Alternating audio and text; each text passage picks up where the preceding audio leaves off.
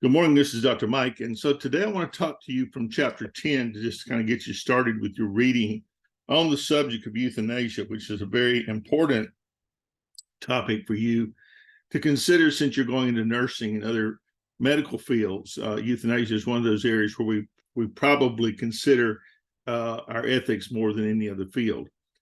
The term euthanasia, of course, means a good death. It means control over your exit from this world. And there's a lot of ethical problems with that. Sometimes we feel like we're taking a life. Sometimes families greatly disagree over whether it's appropriate or not. And so we want to talk about the ramifications. Of course, as a nurse, you don't have much input in that. That's above your pay grade, but it's still, you think about it, you listen to what's going on many times, and you're a secondary party, even though you can't say a whole lot or contribute to the conversation.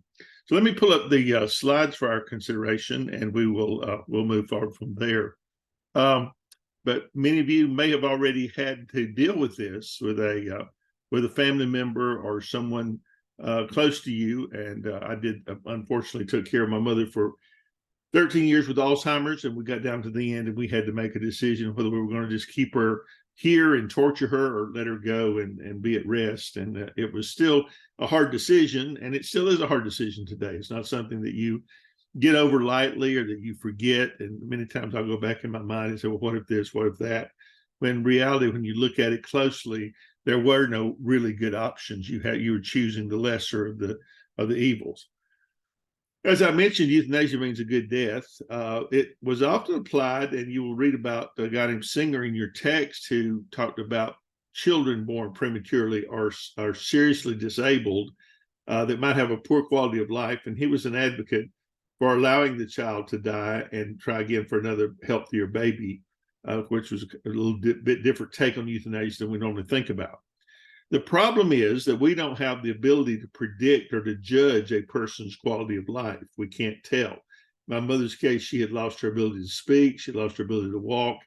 And she was having UTIs one right after the other. And by the time it showed on her face that she was in pain, she was being just tortured. She couldn't tell you earlier. And so it was just in the hospital every week with a new problem. And so that led to her these decisions about the end of her life.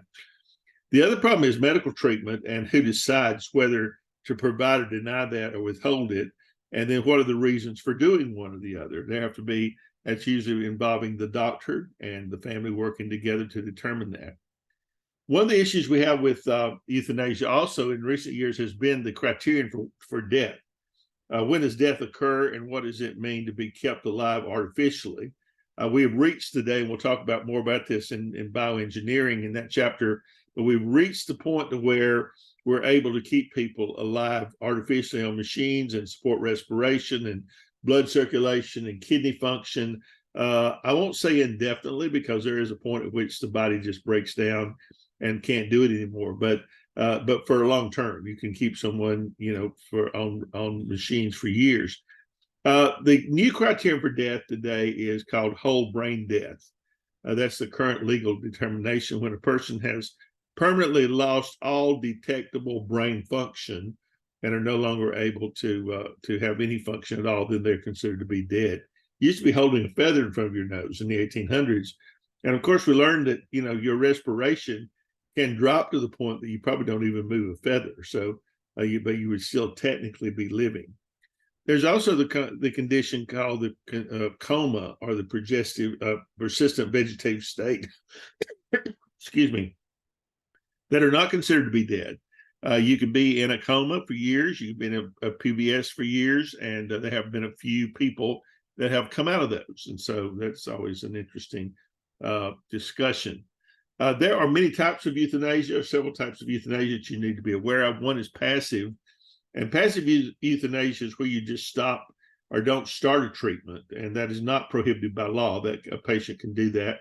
My stepfather, when he had to go on dialysis with diabetes, decided he just wouldn't do that, and so he was gone within a couple of weeks. But he just refused to go on the dialysis, and his kidneys failed.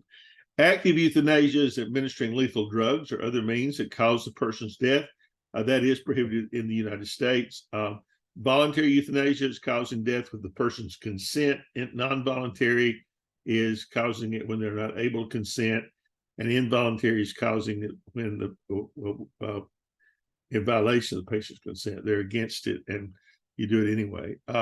Interestingly enough, in nursing facilities around the country, we've had several instances of nurses or CNAs that take it on themselves to help dispatch people when they're in their chronic state. And of course, they got caught and eventually charged with murder, but I'm sure that does happen on a regular basis. Physician-assisted suicide is another area where the patient, the doctor helps the patient to commit suicide. Is usually indirect through maybe a prescription or a potential legal medication, something like that. Immanuel Kant, you'll read about him in the chapter. The philosopher condemns suicide as in violation of the categorical imperative. And Jack Kevorkian is a name that you probably should know. He was a doctor in the 90s that rigged up a van, and you could make a house appointment with him. He'd go to your house and help you off yourself. He ended up being charged with murder and died in prison, but he was an advocate and a practitioner of physician-assisted suicide. The American Medical Association condemns, is against it, and there is a huge connection, as we'll see, between euthanasia and abortion. As far as the church is concerned, the Catholic Church considers suicide to be a mortal sin, which means you'll probably go to hell. Protestants are not quite that harsh, but it is a sin, but it's not one that's going to keep you out of heaven. So those are just some ideas that we hear in society quite a bit. So basically, when we talk about euthanasia, it can be kind of confusing. There's one area that I want to just mention to you, and that is giving people pain medications that are gravely ill, that are dying, maybe dying patients. That's called palliative care, in which when somebody goes into palliative care, they're receiving pain medications at large doses that could kill you, like morphine or something like that. But the benefit outweighs the long-term effectiveness because the person's not going to live anyway. And so that's called the principle of double effect. It's acceptable to do something morally permissible for the purposes of achieving some good, even if it might cause harm. And that's what you see when you have people that are on palliative care. You'll see people with a morphine pump, basically pumping morphine in to help them control the pain. So basically, when you think of euthanasia, there's a lot of little details and pieces that go along with this, but ordinary measures, we think about, what would it take for that person to have a good quality of life. Extraordinary measures, you're going beyond the hope of benefit, where you're keeping someone on a machine, hoping they're going to come out of a coma, hoping they're going to come back to, and they don't. And it's difficult to distinguish one of these from the others, and that's really, really important. So basically, when you combine the different ways of doing this, there's several different means of euthanasia. There's about 6 different forms, and I'm not going to read those to you. You'll read about those in the book. So basically, making moral judgments about euthanasia, we should be very, very careful about that.